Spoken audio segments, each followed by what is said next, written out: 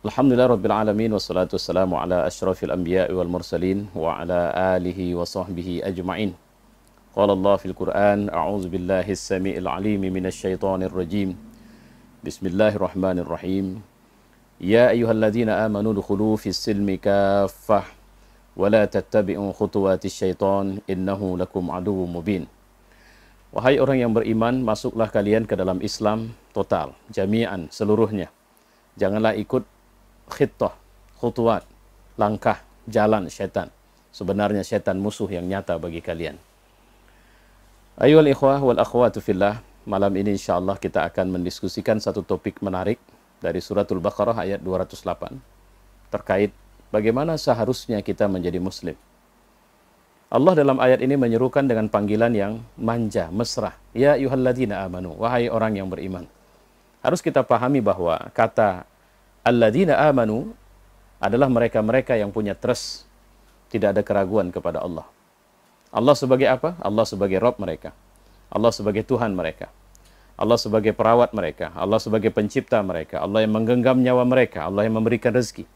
Allah adalah Tuhan mereka di saat mereka susah dan senang. Allah adalah Tuhan mereka di saat mereka sedang mengalami masalah dan kemudian Allah yang memberikan jalan keluarnya. Allah adalah Rabb mereka. Allah adalah Tuhan mereka di saat mereka memimpin atau hanya jadi orang biasa. Allah adalah Tuhan mereka di saat mereka sendiri dan di tengah keramaian. Dan mereka tidak merubah keyakinan mereka bahwa Allah adalah Tuhan mereka. Orang-orang yang seperti ini yang dipanggil Allah. Untuk kemudian diperingatkan dengan satu kalimat. Udkhulu fis silmi kaffatan. Kata-kata udkhulu menunjukkan adanya progres. Adanya seruan untuk bergeraklah. Jangan diam di situ. Kalau menyebut diri muslim, seakan-akan seperti itu, tunjukin dong bahwa Anda memang muslim. Dan tentu saja, Anda harus tahu bahwa menjadi muslim, di mana Anda bisa merasakan taste berislam itu sebenarnya adalah dengan cara kafatan. Kafatan itu artinya adalah total, seluruhnya, jami'an. Jami'an apa artinya? Perasaanmu, pikiranmu, dirimu, penampilanmu, diammu, bicaramu, dan segalanya. Jadilah muslim di situ. Ya, masuklah. Jadi ada kata-kata masuklah every time dalam semua waktu hidup kita. Kita harus bisa menunjukkan bahwa saya muslim, anal muslim. Dalam cara berpikir, dalam mindset saya, dalam bicara saya, apa yang saya rasakan, gejolak batin saya, sesuatu yang saya pikirkan, sesuatu yang saya lakukan, apa yang kemudian saya lakukan dalam bentuk interaksi sosial saya, kepada istri saya, kepada anak-anak saya, kepada tetangga saya, kepada orang tua saya, kepada pimpinan saya, kepada bawahan saya, kepada siapapun, kepada binatang, kepada tumbuhan, bahkan kepada jin, kepada malaikat dan seluruhnya. Kepada orang yang sudah meninggal dunia, kepada orang yang bakal lahir. Udkhulu fis silm. Masuklah kalian ke dalam Islam. Artinya apa? Ada sebuah rangkaian yang harus kita mulai dari kita untuk kemudian menjadi muslim tidak sekedar diam diri di situ. Menjadi muslim kita harus bisa melakukan proses i'lanat, proses mengumumkan, proses kemudian melakukan penyebar luasan, proses di mana akhirnya di semua tempat kita berada, kita adalah orang yang bisa menunjukkan jati diri keislaman kita apapun resikonya. Bukan lantas ketika di masjid kita menunjukkan keberislaman, tapi kemudian ketika kita melakukan aktivitas ekonomi, aktivitas sosial kita meninggalkan Islam kita. Terus dengan mengatakan bahwa ini kan bukan wilayah negeri yang kemudian menganut sistem Islam. Saya selalu mengatakan Anda menganut sistem Islam atau tidak sistem Islam, Anda harus tahu dari mulai presiden Anda sampai rakyat di negeri itu yang menggenggam jiwa dan nafsu atau jiwa mereka, nyawa mereka itu adalah Allah Subhanahu wa taala. Saudara yang mulia, bahwa sebenarnya ketika menjadi muslim atau menginginkan berislam secara total, pasti ada yang tidak suka dong.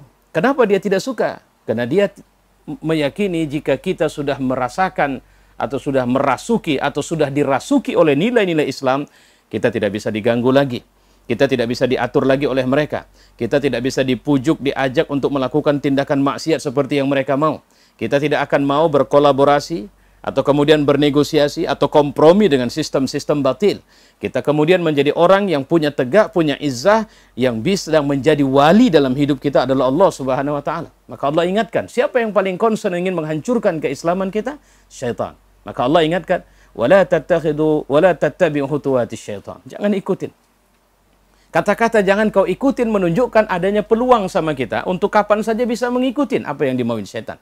Mengikutin langkahnya. Apa yang diinginkan setan? Setan ingin kita jauh dari Allah. Setan ingin kita tidak berzikir kepada Allah. Setan ingin kita menjauhi ibadah-ibadah kepada Allah. Setan ingin menampilkan atau merubah kita, performance kita adalah orang-orang yang kemudian tidak mau tunduk kepada Allah. Tidak beribadah sebenarnya kepada Allah. Innahu lakum aduwwum mubin.